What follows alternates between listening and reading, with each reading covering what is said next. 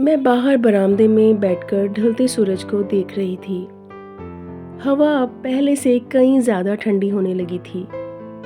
तभी मैं चंपा को अपनी शॉल लाने को पुकारती हूँ, पर उसकी तरफ से कोई प्रतिक्रिया नहीं मिलती। तो मैं वहीं बरामदे में बैठे बैठे अपने उन दिनों को याद करने लगती हूँ जब मेरे पास इतना भी समय नहीं होता था कि मैं सुकून से खाना ही खा लूँ।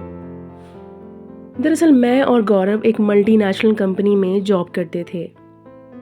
हम दोनों का अपना अपना शेड्यूल था। दोनों अपनी अपनी लाइफ में बहुत ज़्यादा बिजी रहते थे। ऑफिस, बिजनेस मीटिंग, ट्रैवलिंग, बस यही सब था हमारी लाइफ में। पर हाँ, कभी अगर हंसते खेलते बच्चों को देखती तो मेरा मन बहुत उदास हो जाता था। मैं फिर यही सोचती थी कि काश हमारी भी कोई औलाद होती, काश कोई मुझे भी माँ कहकर बुलाता। हमारा खुद का बच्चा हो जाए, इसके लिए हमने हर संभव कोशिश की। जिसने जो बताया वो किया। हर डॉक्टर के पास अपना इलाज करवाया, और सच बताऊं तो पूरे 8 साल भगवान के नाम के व्रत भी किए, पर कुछ भी हासिल नहीं हुआ। हम थक चुके थे और कहीं से भी उम्मीद की किरण नजर नहीं आ रही थी। समझ नहीं आ रहा था कि आखिर कमी कहाँ है। कई बार मन किया कि एक बच्चा गोद ले लूं, पर गौरव इसके लिए कभी तैयार नहीं हुए। बच्चा गोद लेने को लेकर गौरव और मेरी कई बार लड़ाई भी हुई, पर मैं गौरव को इस बात के लिए बार बार मनाती रही।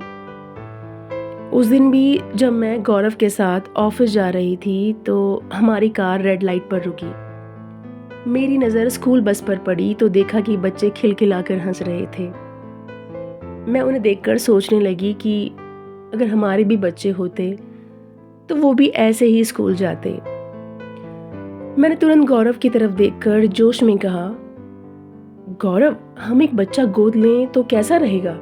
कल अंजलि भी कह रही थी कि तुम एक बच्चा गोद क्यों नहीं लेते हो। गौरव बोले, तुम क्यों बार बार गोद लेने के पीछे पड़ी हो? तुम्हें अपनी लाइफ ऐसी अच्छी नहीं लगती क्या? बच्चा मतलब रिस्पॉन्सिबिलिटी। निभा पाओगी तुम? जॉब छोड़नी पड़ेगी तुम्हें, छोड़ पाओगी? मैंने कहा, हाँ मैं छोड़ दूंगी। अब कुछ पाने के लिए कुछ तो खोना पड़ता है ना। गौरव ने मुझसे कहा, देखो नीलम, तुम्हारी अच्छी जॉब है, अच्छी सैलरी है और आगे आगे ग्रोथ के चांस भी है, तो इसलिए जो भी फैसला लेना सोच समझ कर लेना, क्योंकि करना तुमको है, मुझे नहीं। मैंने गौरव से हैरान होकर पूछा, क्यों, तुम्हारा कोई रोल नहीं होगा उसमें? क्या तुम्हें नहीं चाहिए बच्चा? गौरव ने कहा, चाहिए पर अभी नहीं, अभी मुझे अपने करियर पर ध्यान देना है। मैंने ताना सा देते हुए गौरव को कहा, हाँ तुम्हारा क्या जाता है, तुम्हें तो बस अपने करियर की पड़ी है। एक आदमी को तो कोई कुछ नहीं बोलता, पर एक औरत को कितना कुछ झेलना पड़ता है वो मैं ही जानती हूँ। लोग पीछे से मुझे क्या कुछ नहीं बोलते, क्या मुझे नहीं पता? बिन औलाद के इस सोसाइटी में रहना बहुत मुश्किल होता है। पैसा ही सब कुछ नहीं होता गौरव।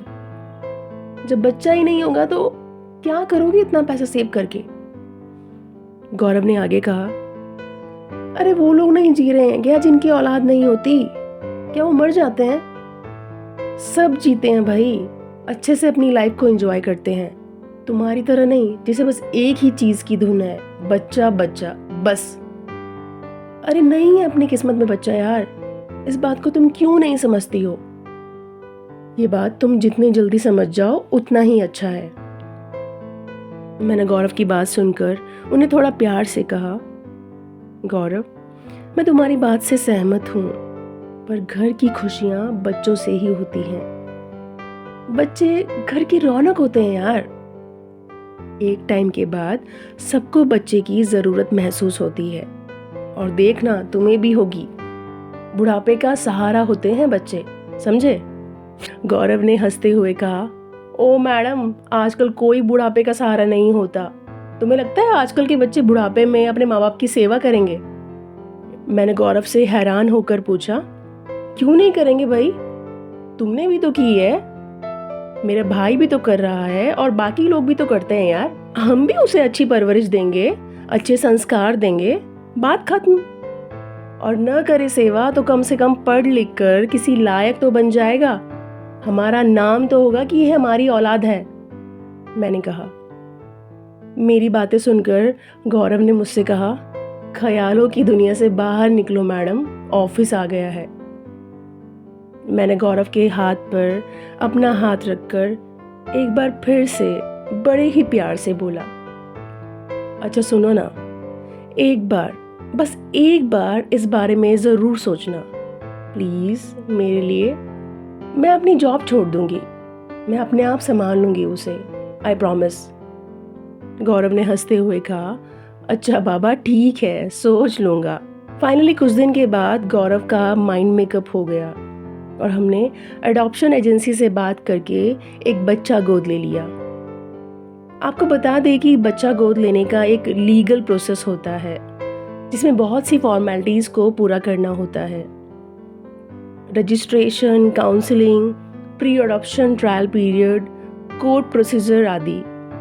एक ट्रायल पीरियड के लिए पेरेंट्स को बच्चा दिया जाता है। अगर वो बच्चे का अच्छे से रखरखाव कर लेते हैं तो बच्चा लीगली उनका हो जाता है। हमारा भी ट्रायल पीरियड चल रहा था। जो बच्चा हमने गोद लिया था वो एक नवजात बच्चा था।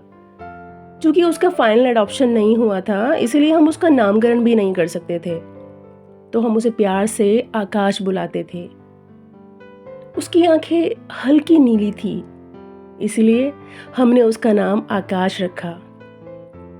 उसकी आंखों में एक अलग ही नूर था, जैसे तारे जमीन पर उतर आए हों।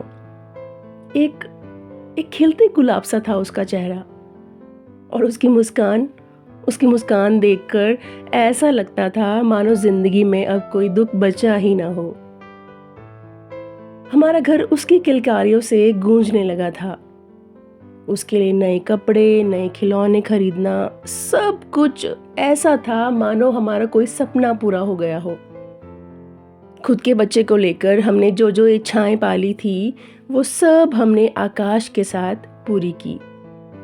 उसे दूध पिलाना, नहलाना, उसके सारे ज़रूरी काम करने में बड़ा ही मज़ा आ रहा था। शाम को ऑफिस से आने के बाद गौरव आकाश को अपनी गोद में उठाते, उसके साथ खेलते, हर रोज़ उसके लिए नए नए खिलौने लाते थे। घर खुशियों से भर गया था हमारा। बस जो एक बच्चे की कमी थी वो आकाश ने पूरी कर दी थी। कभी हर संडे हम आकाश को बाहर घुमाने लेकर जाते थे, तो कभी थोड़ी ही दूर पर रहने वाली मेरी सहेली रीमा के यहाँ।